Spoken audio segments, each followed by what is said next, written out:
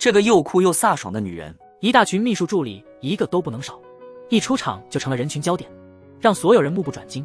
她就是我们的女主，不仅是韩国财阀的小公主，自己还是个财阀，拥有自己创立的品牌，势力是个热搜体制。面对不断的绯闻，她关注的只是照片上的自己是否好看，并且突出自己的品牌。真是个工作狂，一切以事业为重。势力的父亲因违反特定经济犯罪加重处罚法被拘留了，今天被判缓刑释放。为了庆祝这个好消息，一家人聚在一起，表面上和和气气，其实心里各怀鬼胎，都不是省油的灯。正当他们争吵时，势力霸气地走了进来，在大家注视下走到餐桌旁。对势力来说，回家就像例行公事，毫无感情。势力问候过父亲后准备离开，父亲当着大家的面宣布继承人的位置给了势力，在场所有人都惊呆了。其实势力也觉得不可思议，转头看向父亲，父亲解释说，势力离家创业已经10年，相比另外2个没出息的儿子，势力绝对有能力管理好公司。势力看着餐桌上的其他人，然后他看向了母亲，母亲摇了摇头，但势力没有按他的想法行事，他答应接管父亲的公司。与父亲谈话后，他立刻就走了。2人的冷漠不影响各自的食欲，势力的心情久久无法平静。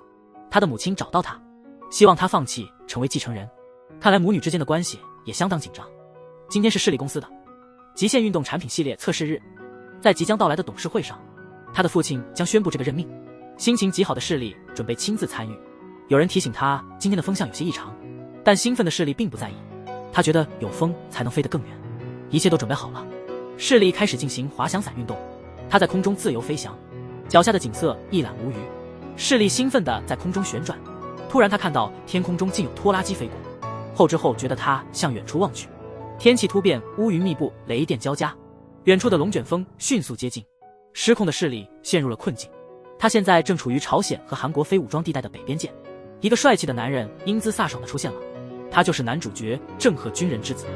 在执行任务期间，郑赫被枪战声吸引，他来到了朝鲜的军队区域，这是一个长期需警戒的地方，因为一伙非法挖掘文物的盗墓者与韩国军队发生了冲突，本可以和平解决的事情，犯罪分子却选择了顽强抵抗。郑赫迅速发现并制服了盗墓贼，势力被卷入龙卷风，幸运地落在树上。俗话说，大难不死必有后福。当他第2天早上醒来，发现周围荒无人烟，势力急忙呼叫求助，恰好被路过的郑赫听见。郑赫很快就发现了树上的势力，势力还在对讲机里絮叨不停，得不到任何回应后，他感到非常伤心。看到这样的势力，郑赫觉得他有点可爱，这让他放松了警惕。随后势力也看到了郑赫，他兴奋的手舞足蹈，郑赫却对准他举枪。势力仔细观察他的肩章和帽子，很快意识到情况不对，按照郑赫的指示解开安全带，不慎从树上摔了下来，正好落进郑赫的怀里。郑赫全身僵硬，显得不知所措。郑赫告诉势力他现在在北朝鲜，势力惊呆了，他以为他在开玩笑。面对势力非法闯入，郑赫决定依法处理。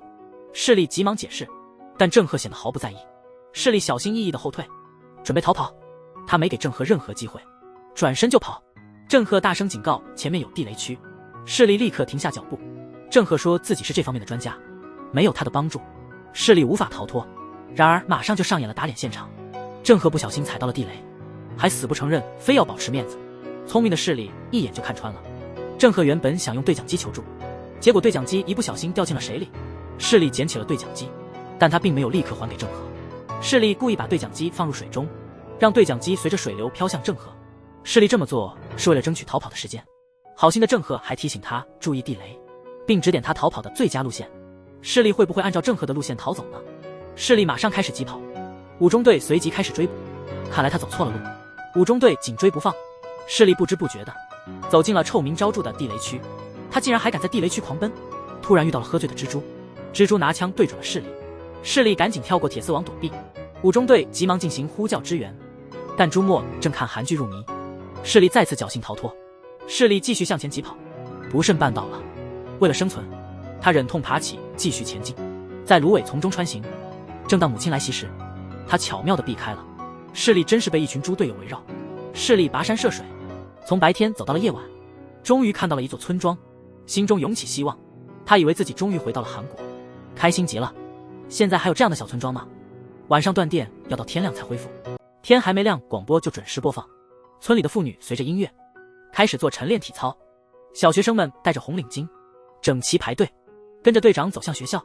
这里既无手机也无互联网，生活条件非常艰苦，一切都很原始和简朴。唐国才的女儿世丽，从小生活一帆风顺，她做的每个选择都很顺利，无论遇到什么情况，她的决定总是正确的。一次意外之后，世丽被卷入了朝鲜，面临人生最大的危机时，她仍旧相信自己的选择。但这次的错误决定，让她来到了朝鲜的一个偏远村庄。正当世丽快被发现时，郑赫及时出现救了她。在这个陌生的国度，世丽想通过郑赫回家，她对郑赫撒娇卖萌。郑赫此时心里挣扎，在考虑是否依法处决世丽，但善良的郑赫还是决定帮助世丽。郑赫正在揉面团，用机器制作手工面条，经过一系列步骤，很快一碗热气腾腾的面条就做好了。世丽担心郑赫吃下去，以韩国的餐桌习惯为由，让郑赫先试尝，结果立刻被识破。五中队的人来到了郑赫的家，结果他们发现了世丽。世丽的出现确实带来了不小的麻烦。蜘蛛决定找个既有山又有水的地方，想把世丽活埋，但他不是省油的灯，他强势反击，毫不退缩。现在他们都在同一条船上，无论怎么选择，都避不开风险。通过反复协商，世丽计划3天后经海陆方式返回韩国。在此期间，世丽被禁止外出，禁止宣扬韩国，并且回到南韩后，不能透露在朝鲜的任何经历。世丽迅速答应，他唯一的要求是要吃肉，因为他特别爱吃肉。他平时的饮食中必须每天吃2顿肉。郑赫从盐缸里拿出一块肉，这里没有冰箱，肉放在盐缸里可以防腐，小菜则存放在泡菜窖里，这里的每家每户都有自己的泡菜窖。世丽从没见过这样的存储方式，对此感到非常好奇。银洞一旁认真地看着郑赫烤肉，他回忆起他的家乡，他们还在用山上捡的落叶和杂草烧火，他觉得用蜂窝煤烧火很新鲜。郑赫坚信不远的将来，朝鲜的农村也会实现现代化，这让世丽忍不住嘲笑他。郑赫提醒世丽，吃完饭后他们要回部队，提醒他小心不要暴露身份，如果有紧急情况，可以直接打电话给他，直接联系到部队的办公室。世丽说他不会轻易打扰，只在紧急情况下才会联系。郑赫的电话在办公室里响个不停，都是世丽打来的，一会儿要沐浴露，一会儿要洗发水、精油、蜡烛，让人头疼不已。村里的条件实在太差，连热水都没有。世丽为了洗个澡，只能自己烧好热水，然后一瘸一拐地提到房间，按照郑赫教的方法搭好洗澡棚，一切准备就绪。他终于可以舒服地洗个热水澡。世丽刚洗完澡，村里就停电了，屋里黑漆漆的。他赶紧给郑赫打电话，结果没人接听。突然屋外有人开门进来，吓得世丽赶紧抱住一盆花，正准备砸向来人时，发现居然是郑赫。郑赫给他带来了蜡烛，世丽委屈地哭了出来，越想越伤心，哭声越来越大。暖心的郑赫把蜡烛掐灭，让他尽情发泄，并安慰世丽一切都会好起来的。临走前，郑赫递给他一袋东西，等他走后，世丽打开一看，里面有洗发水、沐浴露、精油，居然还有内衣和消毒药。郑赫来到平壤调查盗墓贼死亡事件，刚下火车就被保卫司令局调查科的同志逮捕，并被关了起来。因盗墓事件，郑赫与调查科发生了激烈争吵。正准备对郑赫动手时，突然来了个长官，发现并救了他。原来郑赫是总政治局长，如今只剩下一个儿子了，原本是2个儿子，一个儿子因事故去世。郑赫和他的上司是老 acquaintances。 郑赫向上司透露，他怀疑盗墓者的事故与他哥哥的事故有关，2次事故都涉及俄罗斯的大卡车，事故中的所有人都死了。虽然有关大卡车队的消息传出，但保卫局没有进一步调查。郑赫确认了附近没有监控，事故前后有4辆黑色大卡车经过。此时的军官所在的村子正在准备进行深夜的安全检查。五中队听到这消息后，立刻打电话通知郑赫，朱今天刚刚提醒过，千万不要接听外来电话，所以现在联系不上他。住宿区的检查正在紧张进行，马上就要检查到郑赫的家。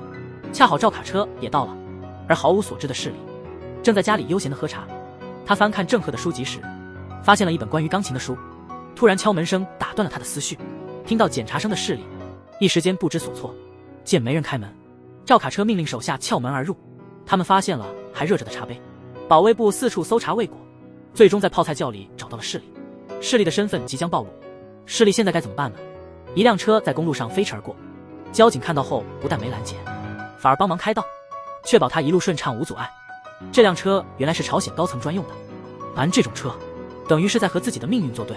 郑赫不停地赶路，在世丽的身份暴露之前，终于到达了村庄。向来诚实直率不会撒谎的，却谎称世丽是他的未婚妻。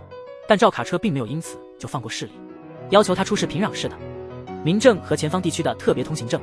局势一时变得紧张，无奈之下，郑和声称势力属于11科，而11科的间谍情报直接由中央党管理，属于一级机密，这里不能具体透露。这样就打发了赵卡车，帮助势力摆脱了困境。聪明的势力也积极配合郑和的演绎，反正势力明天晚上就会离开这里，只需安静地过这一天。这时候敲门声响了起来，村里的大婶来给郑和送东西，同时想打探下势力的情况。势力机智地回答了他们的询问，留下一个意味深长的笑容，转身进了屋，将他们拒之门外。对于大婶们的闲言碎语，势力感到非常生气。势力提前计划了自己离开后的事宜，如果村民问起，郑和就解释说因性格不合被甩了，并且约定郑和6个月内不得见其他女性，这样做是为了悼念未婚之约。为了消除村民的疑虑，郑和只好和势力一起添水。他对势力也不怜香惜玉，自己睡床让势力在走廊打地铺。经历了今晚这么多事，势力一点也不困，完全失眠了，没完没了地说个不停。郑和却对他不理不睬。第二天一大早，村民们围着郑和开回来的车好奇地观看，他们几乎都是第一次看到这样的车。势力则躲在门后偷听村民们的谈话。看到郑和准备出门，他决定送郑和到门口。他还在为昨晚大婶们的话题耿耿于怀。郑和递给他一条丝巾，让他把头发竖起来。在朝鲜，像势力这样披散头发是很少见的，这通常只有外国人和特殊情况下才会出现。但势力似乎并不在意。正当他准备出门时，郑和突然拉住了他，亲手用丝巾帮他绑好头发，然后两人一同步出门。势力故意在村民面前假装和郑和很亲密，轻拍郑和衣服上的灰尘，然后抓住郑和的手，让他情深地摸摸自己的头发，这才让他离开。在势力的逼迫下，郑和无奈，只得按他的要求做。接着势力撒娇地对郑和说再见，挥手告别后，他昂首阔步地走回家。没过多久，村里的大婶找上门来，要求他加入全村妇女一起参与腌制泡菜的活动。势力直截了当地拒绝了，并说自己不喜欢吃泡菜。然后他关上了大门，留下门外一脸茫然的大婶。与此同时，郑和到了车辆检查站，询问关于最近的车祸情况。哨兵向郑和报告情况，事故发生的那一天，有3辆荷载10吨的大卡车在镇上来回跑。这些车经过哨所的时候，哨兵本以为他们是去装货的，但奇怪的是，这3辆车来回都是空车。这种情况非常罕见，没有充分的理由去浪费那么贵的油。他们出示了通行证，这些车证实是工兵总局的，车上装的是特别的装甲，这种装甲哨兵也是头一次见，应该用了一种特殊的金属。哨兵建议郑和去维修站查看一下。为了不让哨兵尴尬，郑和特意提醒哨兵，关于这件事最好保密。当时第5中队在郑和家帮忙，突然有小偷偷了正在晾的军服，他们立刻冲出去追，最后抓到了一个小男孩。小男孩哭着告诉大家，他的妹妹饿了3天都快睁不开眼睛了。势力一听很是心疼，赶紧跑回家。他拿了好多吃的给那个小男孩。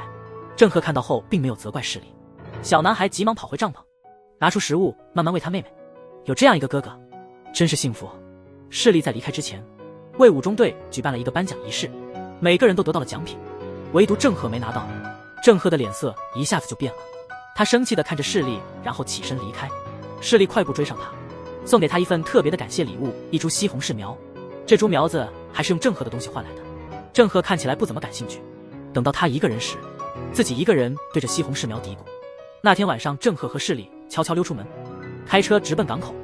郑和用2张电话卡换得了2张上船的机会，他不放心让势力单独行动，决定陪他一起去，把势力送到大船上。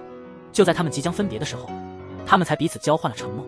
突然，海警发现了他们的船，命令他们停止航行。船主让郑和和势力藏进船舱，自己则独自面对海警。今天正好是海上交通管制日，他们登上的小船景色宜人，正准备打开船舱门，船舱里的2人忐忑不安。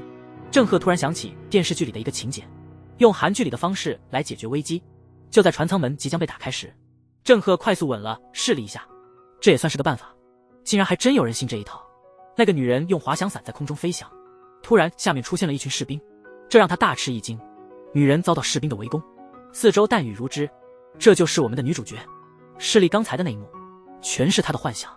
势力尝试海路回国失败后，与郑和大吵一架，他留了张字条，独自一人寻找出路。势力拿着滑翔伞站在悬崖边，拿起对讲机呼叫。遗憾的是，没人回应他的呼叫。当他准备展翅高飞的时候，郑和刚好及时赶到。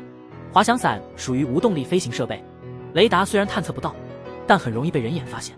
一旦势力被人看到，不论是从北方还是南方，都可能立刻被射杀，那样就会出现开头的那一幕。突然间，郑赫听到对讲机里传来的声音，他赶紧将其关闭。朝鲜有专门的侦察小组，他们能侦测到异常的电波，10分钟内他们就会抵达这里。郑赫在思考对策，四处环视，走向悬崖边查看地形。他们剩下的时间不多了。郑赫急忙拉着势力跑向悬崖，抱着他一跃而下。他们持续向下坠落，滑翔伞突然打开，郑赫总算松了一口气。他们就这样紧紧相拥向远方飘去。当侦察队抵达山顶时，什么也没找到。晚福去市场买肉给儿子，在隔壁摊位看到有人在买咖啡豆，正当他准备付款，却被一个突然出现的小偷抢走了钱包。郑赫见状立刻追了上去，小偷越跑越偏，最后来到了一个荒无人烟的地方，跑进了一间小屋，里面已经有一伙人在等着他。等郑赫冲进去之后，他们迅速把门关上。这帮人都是退伍军人，他们迅速掏出刀子，但郑赫迅速将他们解决掉。这时候有个家伙正想从背后偷袭郑赫，幸好满福及时出现将他击中。郑赫帮助满福夺回了他的钱包。满福非常感激郑赫，看着郑赫离开，满福从钱包里拿出一张纸条，他心里感到非常纠结。今天是大佐夫人英爱的生日，势力本来不想去参加生日派对，但为了帮助郑赫早日升职，他还是决定去参加。英爱让刚到的势力坐在他旁边，势力开玩笑说他不愿坐在太漂亮的女人旁边，这番话很得人心。英爱听后乐得合不拢嘴，大家纷纷送上礼物，但势力因为匆忙来到，并没准备礼物。他随手拿了满腹媳妇做的连衣裙，稍加修改，立刻变成了当年流行的样式。他大力夸赞穿上连衣裙的英爱，让在场的大婶们都笑开了花。大家对势力的态度有了很大改观。官饭把这情况告诉了郑和，为了让郑和感到关爱，势力决定做一个贤内助，所以他去参加了英爱的生日宴。郑和忍不住笑了起来。光范继续说道，势力抱怨郑和地位不高，没有足够的权力，导致他一直不能回家。听到这些，郑和立刻止住了笑容。郑和决心还是要好好工作。现在他们正前往空军部队装备所的路上，计划要他们提供装备车的详情。一到目的地，光范先吸引注意力，争取时间。郑和趁机悄悄进去侦查。光范和他们吵起来的时候，郑和及时出现，制止了争执。随后两人一起离开。郑和有所发现，他找到了一块金属碎片。生日宴会结束后，势力趁机让英爱帮郑和说相。就在这时候，郑和骑车路过，看到势力没下楼，又一次的回头，直到势力注意到他并打招呼。他假装刚好路过，明明是故意等势力的，还死不承认。两人骑车一起回家。路上郑和提醒他以后要早点回家。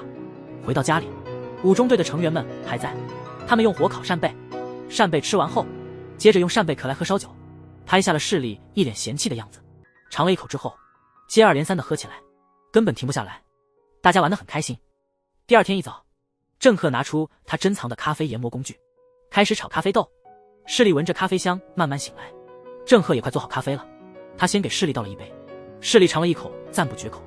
他还提醒郑和，他煮了豆芽汤解酒。郑和真的太细心了。郑和准备离开的时候，势力跑出来追他，比了个爱心感谢他，但郑和不懂这是啥意思，回办公室去问祝墨。祝墨半懂不懂的解释给他听，爱心代表爱情，意味着喜欢。郑和似乎理解错了意思，听后的郑和一头雾水。势力和大婶们一起去市场，意外看到自家公司的产品，商贩对产品一无所知，于是势力开始向大婶们介绍产品成分和功能。临走之前，他叮嘱商贩记住产品特性和成分，还给商贩普及了销售情况。晚上市场人多又没灯，结果势力跟大婶们走散了。大婶们赶紧通知郑和，郑和焦急地赶过去找他。人群中的势力突然觉得恍惚，开始回想小时候独自在海边的场景，不安地数着数字。此时的势力在黑暗中看到了一点光亮，不自觉地慢慢靠近。靠近后发现，原来是郑和举着香薰蜡烛，为势力照亮了前方的路。看到郑和，势力忍不住笑了，郑和也笑了。在黑暗中，两人互相支撑，两人之间悄然滋生了不一样的情愫。你见过这种狗血的场景吗？不料假未婚妻意外相遇，场面突然变得很尴尬。郑和刚向势力坦白自己已经订了婚，他信誓旦旦地说他的未婚妻在俄罗斯留学，短期内不会回来，结果很快就被现实打脸。为了避免麻烦，势力趁机离开了，郑和却突然拉住他，把他送到家门口，然后郑和开车去平壤接他的未婚妻徐丹。躲在门后的势力心情复杂极了。势力一直在家里等着郑和回来，一听到外面有动静就冲出去看，每次都不是郑和，让他非常失望。不久之后，村里的大婶们带着啤酒和食物来到势力家，没想到郑和也是个花心大萝卜，大家都来安慰势力。大家围坐一桌，边喝酒边聊天，大婶们一边聊一边戳出势力的脊梁。势力心里大概很是难受，郑和在他们心里的形象彻底垮了。势力本是为了帮郑和上位，好让自己能顺利回国，可还得为郑和辩解。喝完酒后，势力送大婶们走，在关门前，他望了最后一眼，还是没等到那个人。势力回到家，一个人喝到天亮。清晨，郑和终于回来了。势力用啤酒罐摆出了一条3-8线，警告他不要越界。郑和只能远远看着势力，让他先放下刀子再说。势力直接把刀子插在苹果上，然后才放下刀子。郑和向势力透露了一个消息，他能帮他加入国际田径比赛的国家队名单，这样势力就能坐飞机去欧洲。原来郑和夜里出去兜屎。为了这件事，势力知道真相后，立刻脸色大变。国家队的飞机预定在下周4，他需要办理护照，必须得去平壤拍照。郑和提醒势力，平壤的情况和这里不一样，为了不引起怀疑，势力需要做出一些改变。他们不知道，他们的对话已经被人偷听了。势力去了理发店，换了一个当地流行的发型，接着他去市场买衣服。这里的衣服虽然很土，但势力却很感兴趣，越看越觉得喜欢。可能极致的土气就变成了潮流。最后他挑中了一件衣服，但因为没带够钱，只能到当铺去抵押东西。势力犹豫了好久，最后决定把他的限量版手表拿去抵押。让他意外的是，这里的估价是按重量来的，限量版手表竟然不如普通腰带值钱。势力快气炸了，但他又急需用钱，最后以2.5万元成交。离开前，势力注意到一只昂贵的男士手表，和这里的环境格格不入。老板告诉他，这只手表的原主也是为了钱，当时也不惜将其抵押，只是托他帮忙保管一下。几年过去了，东西还没要回来。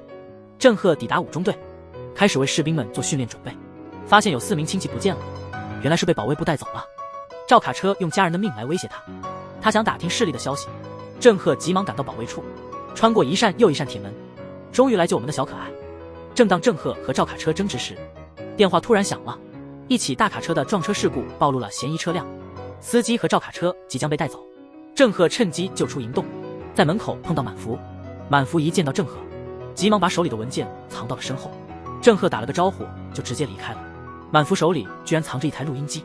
被救的人一起在郑和家吃泡面。势力向大家道歉，都是因为他，大家才受伤被抓。因为现在的势力实在太穷了，只能用爱心来感谢大家。大家都惊呆了，面条突然不那么香了。大家走出门，还在纠结势力刚才的行为。郑和听着他们的讨论，心情一下子沉了下来。他回到家，一个人在房间里生闷气，还在想势力对大家比的心。第二天，郑和和势力坐上了开往平壤的火车，车厢里人们歌舞升平，小贩的推车在车厢间穿梭。势力看着后，郑和买了些饮料和鸡蛋，他递了一个鸡蛋给郑和，可郑和没搭理他。于是势力轻敲了一下鸡蛋，然后在桌上轻轻一滚，剥开鸡蛋壳自己吃了。突然火车因为停电停了下来，停电要持续大约10个小时。势力完全震惊了，而郑和却泰然处之，说着可能还要超过10个小时，估计会更长时间。看来这种情况他已见怪不怪。一群人涌向停靠的火车，仔细一看，原来是些小贩。他们趁火车停着时开始叫卖。到了晚上，火车仍未启动，于是势力和郑和决定下火车，反正火车里外差不多，外面至少可以生火。郑和扶着势力下了车，他们铺好草堆，俩人坐下来围着火堆取暖。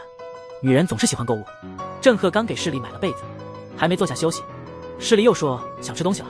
郑和条件反射似的站了起来，去满足势力的食欲。女人总是要被宠爱的。势力睡着以后，郑和脱下大衣给他盖上，让他的头靠在自己肩膀上。为了让他睡得好，他保持不动。郑和一直保持这个姿势直到天亮。第二天清晨，火车终于重新启动了。这个男人挡住了即将关闭的电梯门，他看着前面手拉手的两人，他直接走过去扶起了电梯里的男子。那男子疼得哇哇大叫，看到情敌，两人眼中都满是火花。这位凶狠的男人正是我们的男主角郑和，他和势力一起在平原上拍摄护照照片。拍摄刚结束，势力提议和郑和合拍一张照片留念，但郑和冷冷地拒绝了。势力生气地走开后，郑和却偷偷让老板多写了一张势力的照片。他真是个嘴硬心软的人。转眼间，势力已经来到酒店大厅，碰上了男2号程俊。程俊二话不说就拉着势力跑向电梯。郑和见状立刻追了上去，紧接着就发生了先前的那一幕。程俊离开时，约定势力晚上7点在大厅的咖啡厅见。郑赫很介意势力把他当作保镖，他反驳说他不是来保护，而是来管理和监督，他不是简单的跟在势力后面的保镖。虽然郑赫嘴上这么说，但实际行动完全相反，打脸的速度快得令人措手不及。郑赫追问势力和程俊的关系，势力解释他是韩国财阀家的千金，在家族争夺财产中，他的哥哥希望他消失，因为程俊是侨胞，哥哥想让势力嫁给他，一旦结婚出国就无法争夺财产。势力猜想哥哥们可能以为他已经死了，他们肯定很高兴。郑赫对势力的看法不满，这毕竟是关乎家人生死的大事，即使兄妹关系不好，哥哥们也会担心的，说不定他们现在正盼着势力回家。郑赫的话让势力深受触动，这就是他梦想中的家庭。郑赫带着势力进了酒店的房间，示意他保持安静。他们一起走进房间，郑赫仔细检查四周，在房间的每个角落都找到了窃听设备，平壤的酒店几乎都装有这些设备。他向势力解释了这一点，告诉他的房间就在隔壁，有事可以随时叫他，但如果不是太紧急，还是希望势力能自己忍耐一下。势力打算去见程俊，希望借他的帮助回到韩国，或者至少让他把他还活着的消息告诉家人。他觉得能在这里遇见程俊，真是一种奇妙的缘分。郑赫听后不禁冷笑，因为他开始着急了，他不希望势力和程俊有太多接触。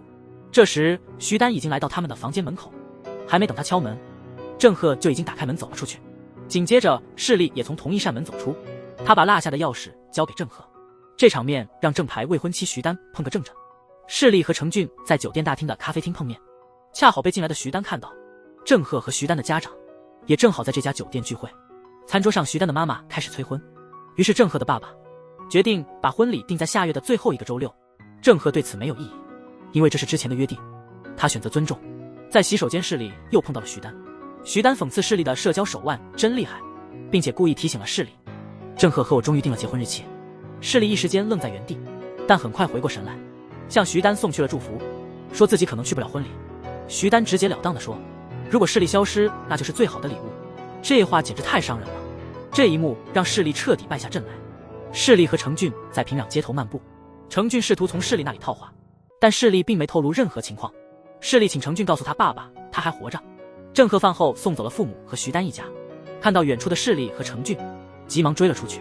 找到势力后，郑赫很生气，他要求势力始终待在他的视线范围内，这样才能确保势力的安全。郑赫带势力去了一家餐馆，看着菜单，势力很怀念首尔，他点了炸鸡和啤酒。势力大口喝着啤酒，看上去很满足，还说最近压力太大，今天要多喝几杯。突然间餐厅停电了，四周一片漆黑，服务员赶紧点上蜡烛。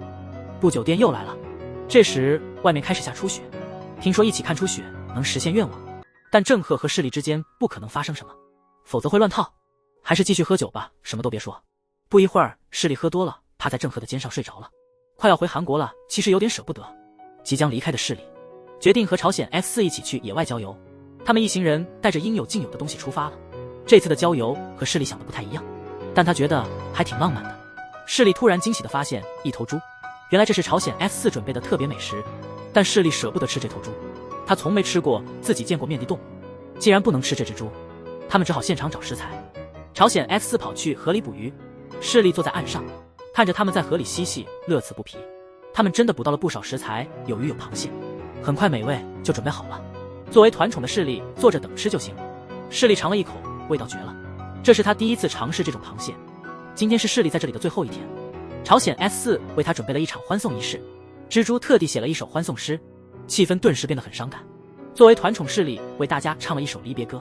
就在这时，郑赫姗姗来迟，势力也看到了他，两人目光交汇，只有歌声在耳边回荡。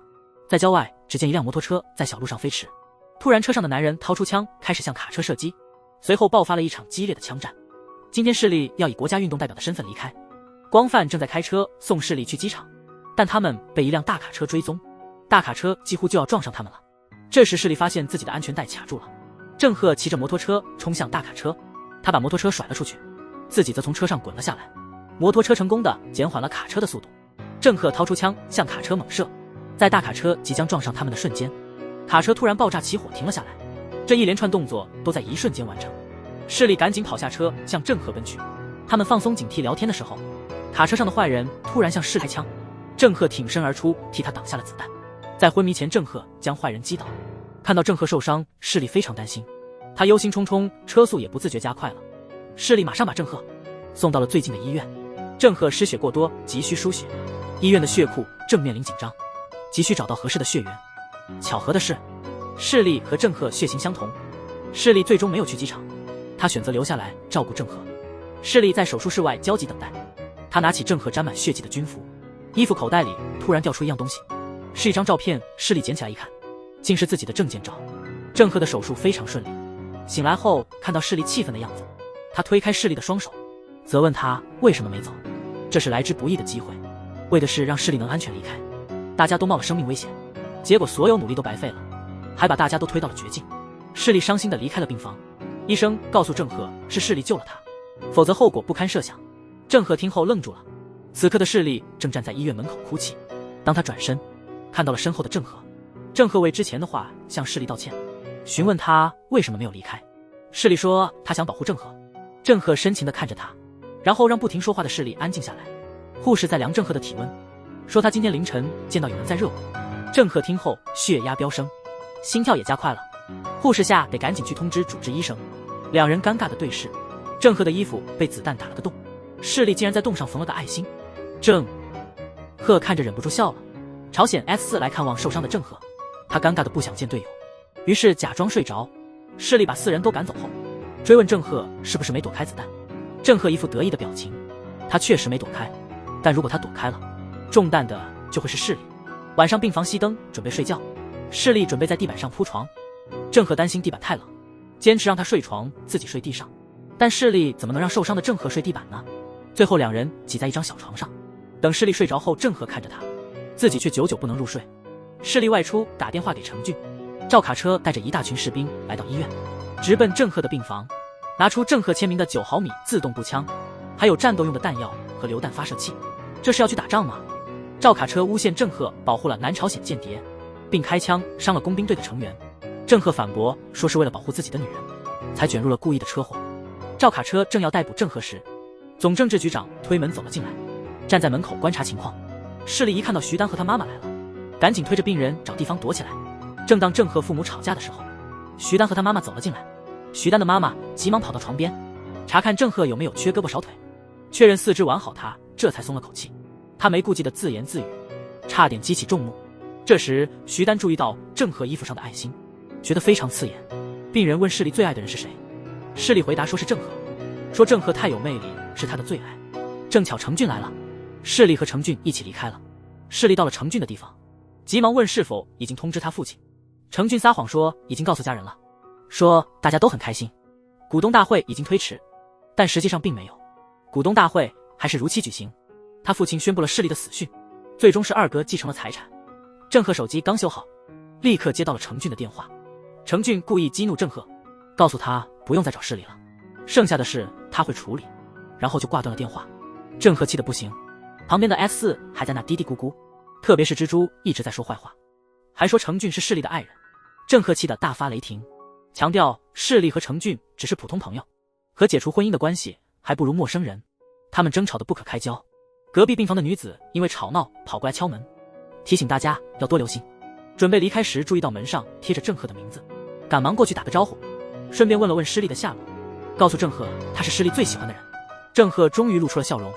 蜘蛛走出病房时显得很迷茫，郑赫一会儿生气一会儿笑，他们怀疑郑赫可能患有躁郁症，而且情况相当严重。郑赫穿好衣服准备去找势力，一出门就遇到急匆匆的徐丹。他从一本杂志上得知了势力的真实身份，现在来找郑赫对峙，但郑赫早已知道势力的身份，还帮他保密。徐丹质问郑赫可能会失去一切甚至生命，这样还会喜欢势力吗？郑赫对这个问题会有什么回答呢？这个女人真是太惨了，自己的未婚夫心里全是另一个女人，甚至为了救她可以不顾一切，这让自己怎么能接受？面对这样的情况，徐丹也无能为力，只能眼睁睁看着她离开。在爱情里没有所谓的对错，真心爱一个人是真的，不爱一个人也是真的。郑赫向医院院长借了一辆救护车，立即出发去找势力。夜幕降临，郑赫开车时视线受阻，只能依靠导航前进。在一个转弯处，郑赫突然急刹车，都被吓傻了，原来前面是悬崖，幸亏他及时刹车，否则后果不堪设想。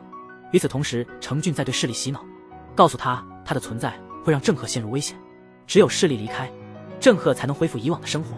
其实这些势力心里明白，但他控制不了自己的心，他现在也很矛盾，不知道该怎么办。躺在床上的势力突然想到了什么，急忙起床四处寻找，开始一番忙碌。和郑赫在酒店时一样，势力在房间里找到了许多窃听器，他还好心去提醒程俊，这就是所谓的被卖了还帮忙数钱吧。大家既然聚在一起，不如开个会。势力决定听听程俊的计划，看看他怎么尽快把自己送回国。程俊说他不希望势力陷入危险，他是外国人，持有英国护照，如果他们先登记结婚，就可以在这里的大使馆重新申请势力的护照，这样势力就可以作为程俊的妻子，与他一同搭机回国。程俊把结婚所需的资料递给了势力，看来他早就计划好了。今天是平安夜，外面又开始下雪了。程俊特别为势力准备了一顿精美的晚餐，看着桌上的食物，他逐渐陷入沉思，变得有些伤感。两人坐下后，程俊拿出钻戒向势力求婚，想要与他重新开始，随后为他戴上了戒指。郑赫独自一人穿过树林，程俊的住处已到，他小心翼翼地靠近，接着打开一个小门，关闭了电闸。四周顿时一片黑暗，保卫发现了郑赫，随即展开了激烈的打斗。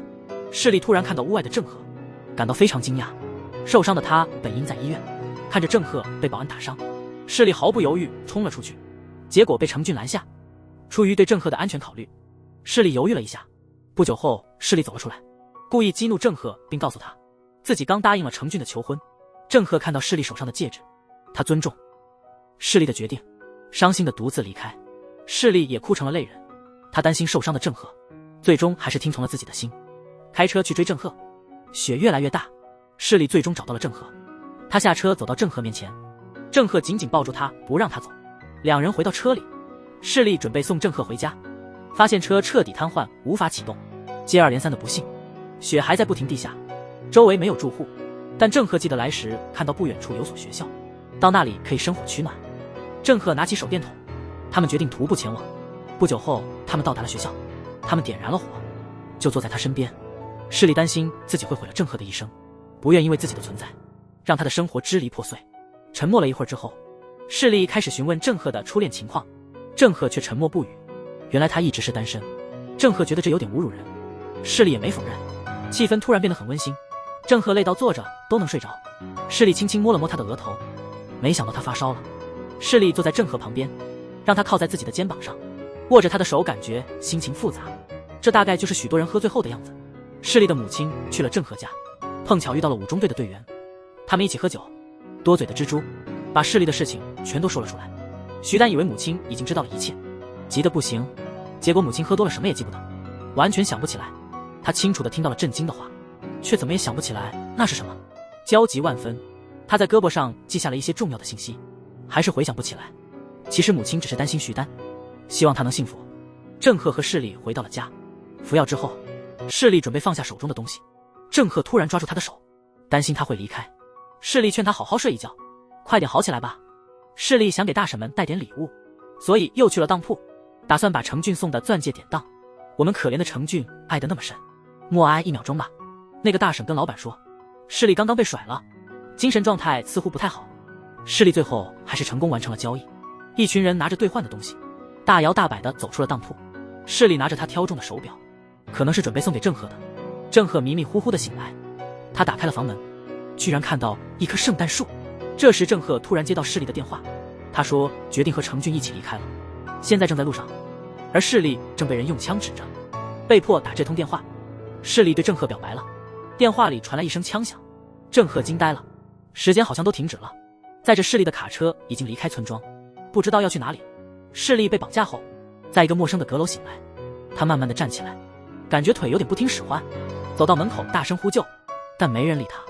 他环顾四周，突然看到一个摄像头。郑赫在找势力的过程中，突然接到一个电话，他急忙赶回家，保安部门正在寻找势力的下落。郑赫一回到家，家里乱七八糟，连势力送的西红柿苗都倒地上了。郑赫刚要扶起小苗，赵卡车从屋里走出来，迫切问他势力在哪里。他查到势力不是他们想的那种人，想利用势力来对付郑赫和他爸。如果抓到势力，他会受到严刑拷打。赵卡车话还没说完，郑赫就抓住他的衣领，两人开始厮打。突然一群士兵冲过来，将郑赫摁倒在地。赵卡车随后带走了郑赫，把他关进了拘留所。郑赫在里面会见了徐丹，徐丹无奈的叹气，没想到第一次约会，地点是拘留所。郑赫迫切询问视力的安危，徐丹忍不住生气，他自己的未婚夫还担心别的女人，告诉郑赫就让他关到婚礼那天，婚礼当天再放他出来。徐丹临走时，郑赫托他转告自己的父亲，如果敢动视力一根头发，他就不认这个疤。消息散布到每个角落，郑赫的事情被大声宣扬，让周围人都听到了。原来这是郑赫的策略，他知道即使父亲知道他被关，也不太可能放他出来，所以他借助谣言想找机会逃出。蜘蛛却不相信这是真的，大家都以为郑赫被枪击伤了脑子。这个传言迅速在村里传开了，殷爱也把这消息告诉了大同。